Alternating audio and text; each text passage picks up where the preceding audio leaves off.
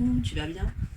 Je te souhaite la bienvenue sur cette météo énergétique du mois de septembre qui est le mois qui marque, et on le sait tous, la saison du petit cahier à grand carreau ou l'inverse du grand cahier à petit carreau.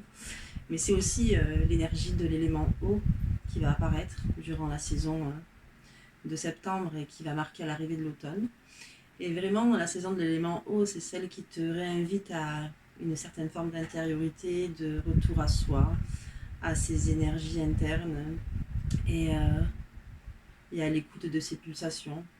Donc, je te souhaite la bienvenue sur cette météo énergétique du mois de septembre.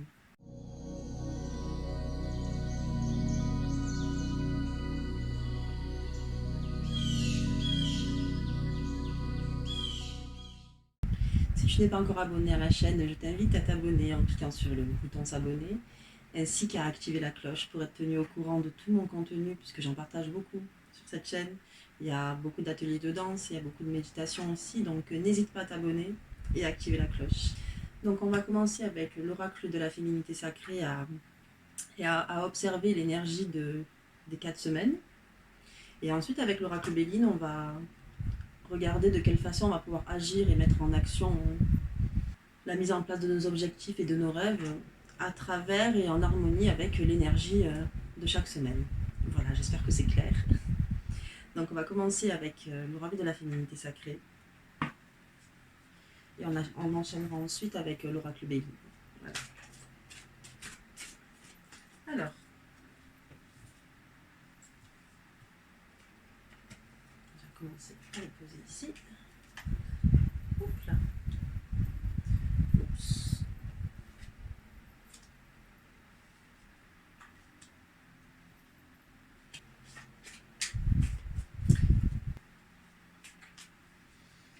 Allez, quelles actions on va mettre en place au mois de septembre?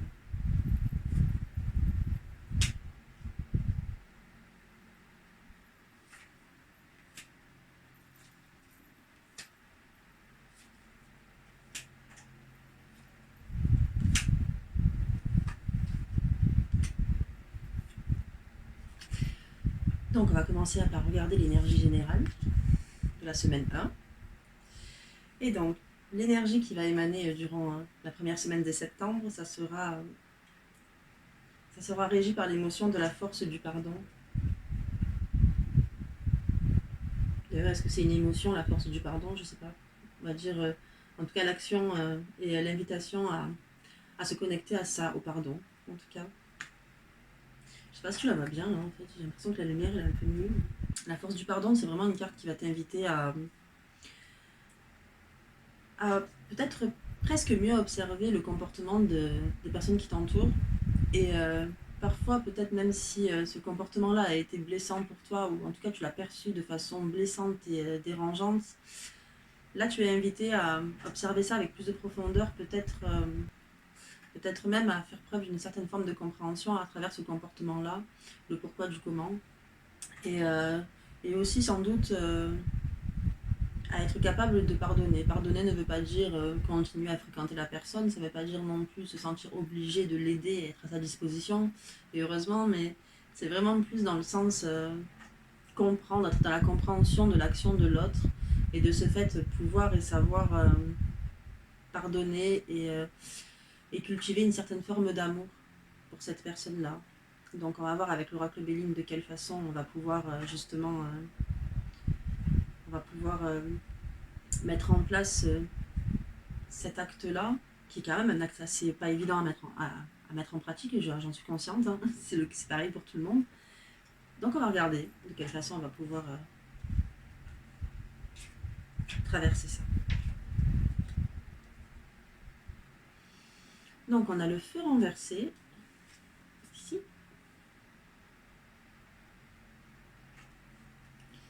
Et l'entreprise.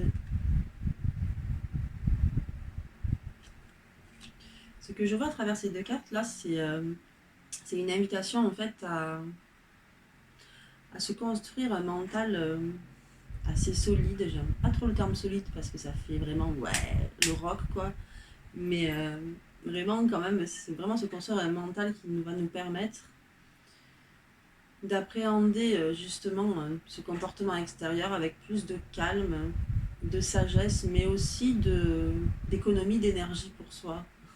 Pour la planète, c'est important, mais pour soi aussi, c'est important de s'économiser et de pas balancer de l'énergie à droite à gauche et à s'épuiser, en fait, à s'éparpiller.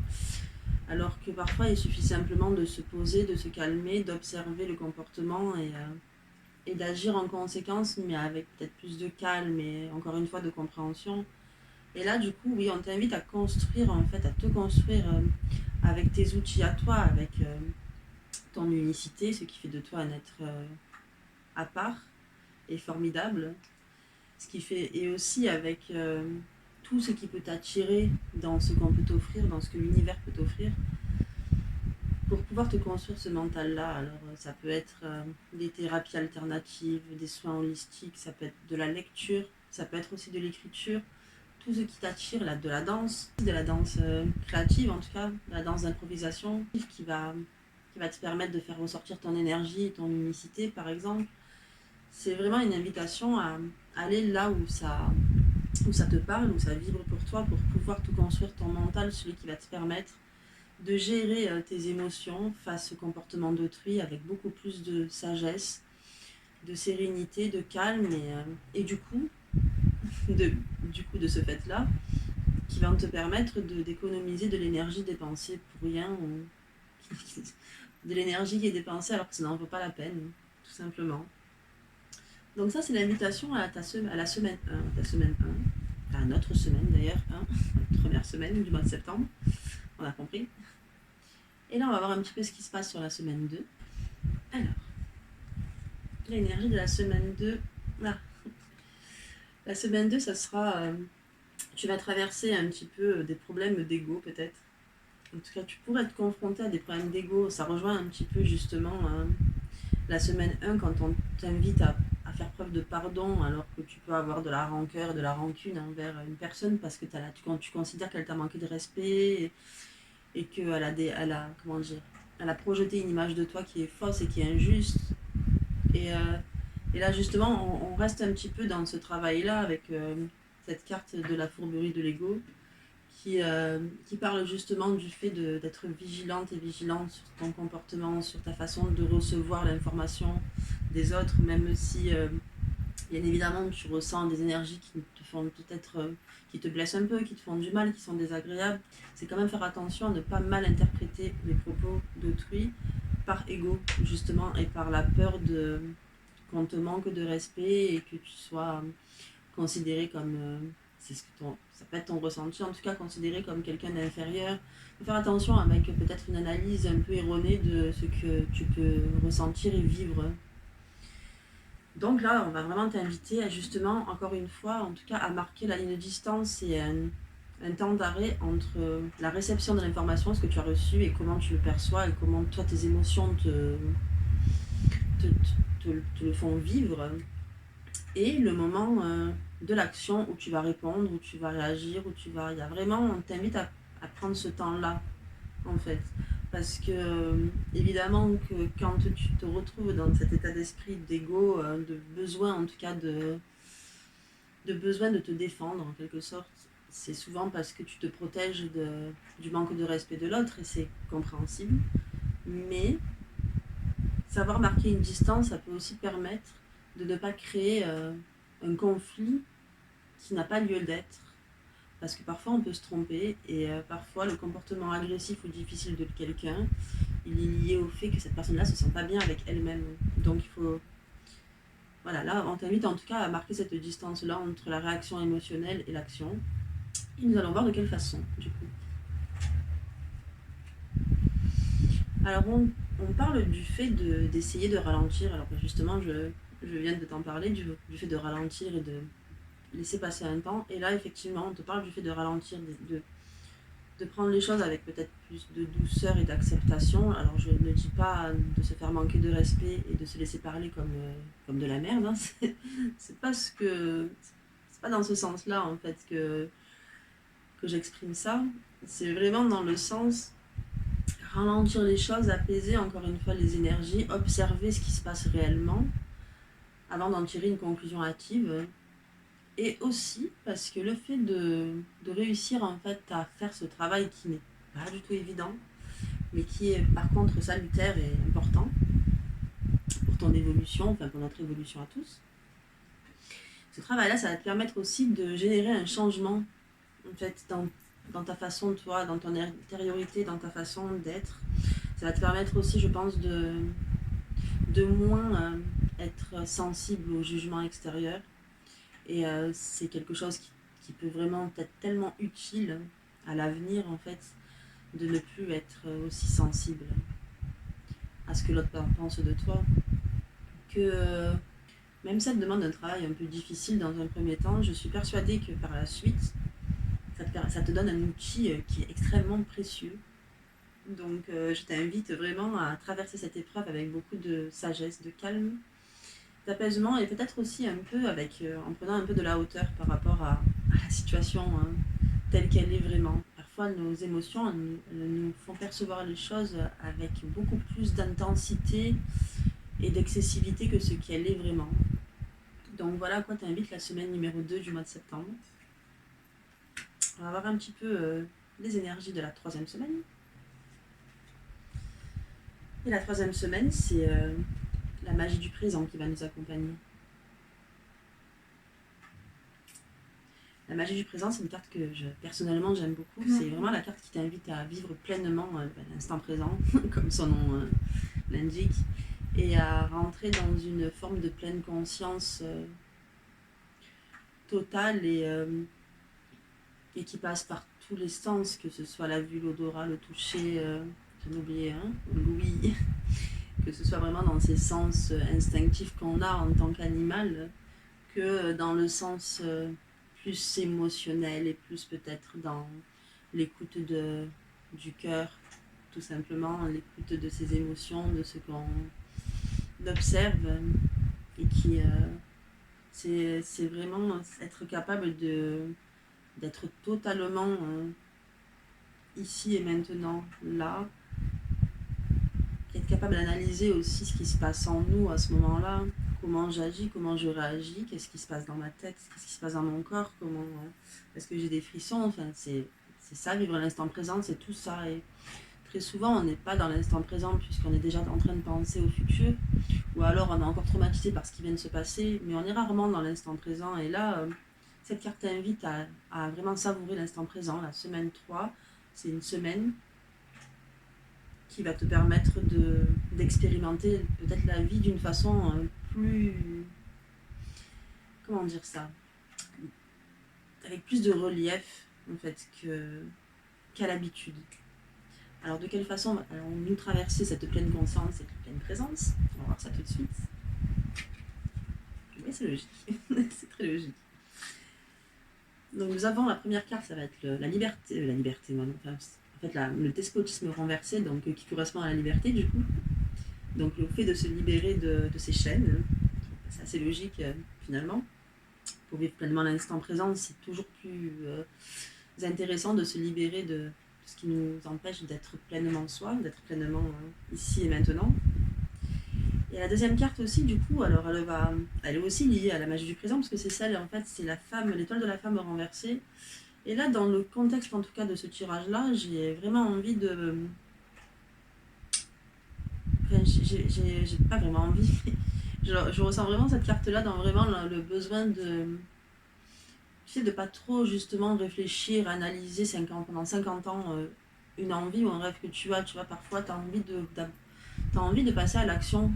Et tu as un projet, et tu as envie de le mettre en place, tu as envie de le concrétiser, mais tu as peur, tu doutes, tu as peur de te manquer, tu as peur de ne pas être à la hauteur, tu penses que tu n'es pas prête ou prêt. Enfin, il y a beaucoup de choses qui peuvent nous mettre des freins et nous empêcher d'aller jusqu'au bout d'une idée. Puis après, tu dis, ah ben j'ai plus le temps, donc je vais plus pouvoir le faire, je ferai ça l'année prochaine. On a tous fait ça, on a tous fait ce genre de... J'ai failli tout faire tomber. On a tous fait ça, on s'est tous mis des barrières et des freins qui nous ont empêchés d'aller jusqu'au bout. Après, le regret est venu se présenter, n'est-ce pas? Donc là, vraiment, justement, on t'invite à ne pas rentrer dans cet état d'esprit-là, mais plutôt à passer à l'acte, à foncer, à concrétiser les choses et à les faire. C'est-à-dire, même si c'est imparfait, même ça ne sera jamais parfait, de toute façon, on n'est pas parfait, les humains, je pense qu'on le sait, Et c'est très bien comme ça d'ailleurs, ça fait partie de notre nature. Donc c'est vraiment, on t'invite à foncer et à ne pas réfléchir. Passe à l'acte, fais le truc, fais-le, fais-le. La 3e semaine de septembre, c'est fais-le. C'est pas bien, c'est pas parfait, c'est pas grave, fais-le. Fais-le, libère-toi de ce jugement extérieur qui te bloque et qui te met du poids sur les épaules. Libère-toi de peut-être de ton éducation et de ce qu'on t'a imposé indirectement. Libère-toi de tout ce bagage trop lourd et trop pénible et un peu sombre, noir qui alourdissent tes pas en fait. Et c'est réellement là, ici et maintenant, du coup, d'enlever tout ça, d'enlever ce manteau noir et puis de laisser déployer tes ailes. C'est tellement cucu ce que je dis, mais je le pense. Mais vraiment, c'est vraiment ça en fait, c'est vraiment ce que je pense. C'est libère-toi et vas-y, fonce, fais-le. Fais ce que tu as à faire. C'est pas grave si c'est pas exactement comment tu voulais faire la chose. L'essentiel, c'est que ça existe. Tu le crées, c'est vivant. Ça existe. Tu crées quelque chose. Et c'est ça le plus important. Et la 3e semaine de septembre t'invite à ça. Et enfin, nous allons voir les énergies de la 4e semaine de septembre.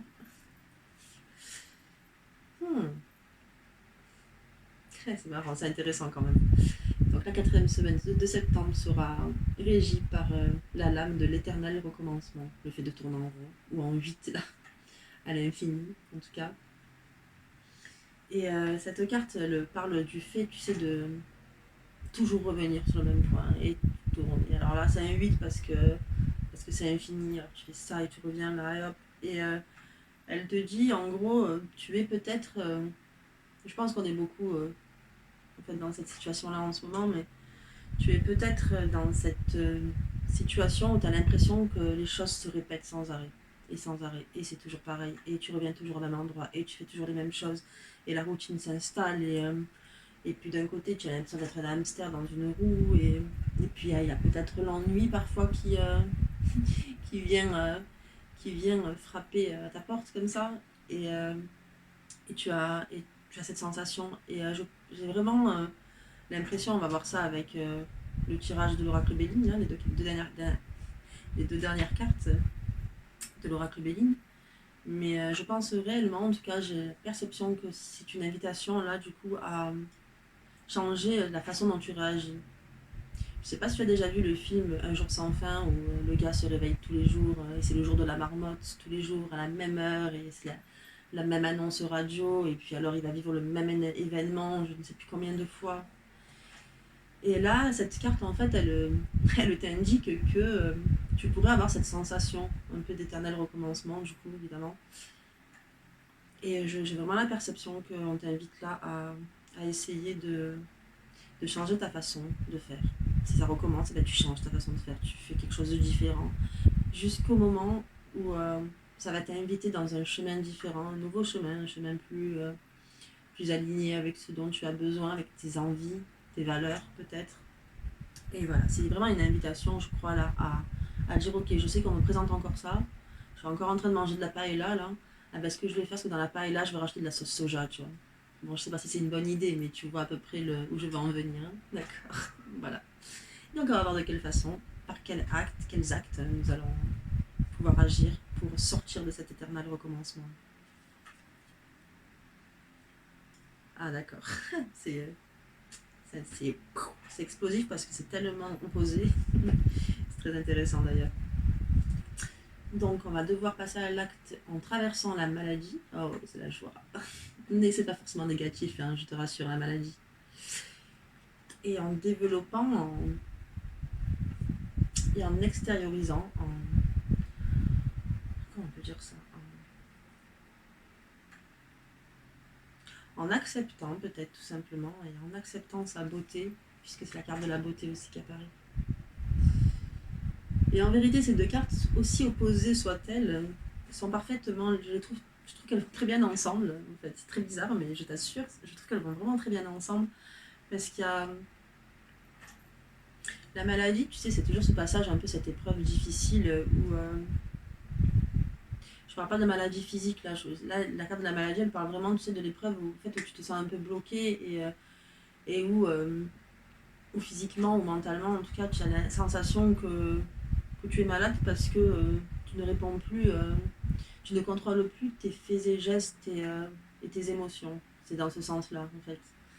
Après, ça peut être aussi la maladie d'une façon beaucoup plus premier degré, évidemment, mais là, dans les énergies de la 4e semaine du mois de septembre, ce n'est pas de ça qu'on parle, en tout cas.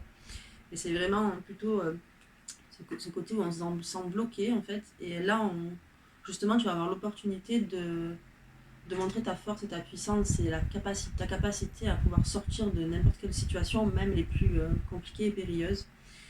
Et là, voilà, la maladie t'invite à ça, à sortir de là. Tu n'es pas... comment dire, tu n'es pas aussi faible que tu le penses. Et tu as la capacité de sortir de cette situation très facile, enfin pas très facilement, mais en tout cas avec beaucoup plus de facilité que tu l'imagines. Cette épreuve t'invite à ça. Et vraiment, c'est une fois que tu seras sorti justement de cet éternel recommencement, de cette épreuve qui revient de façon permanente et qui te rend un peu amer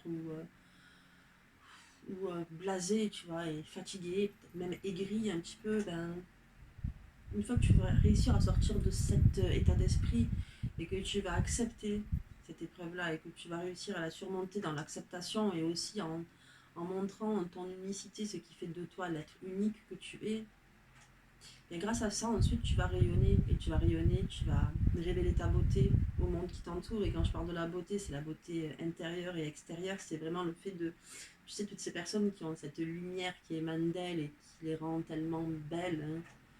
Et c'est vraiment de cette beauté-là que je parle.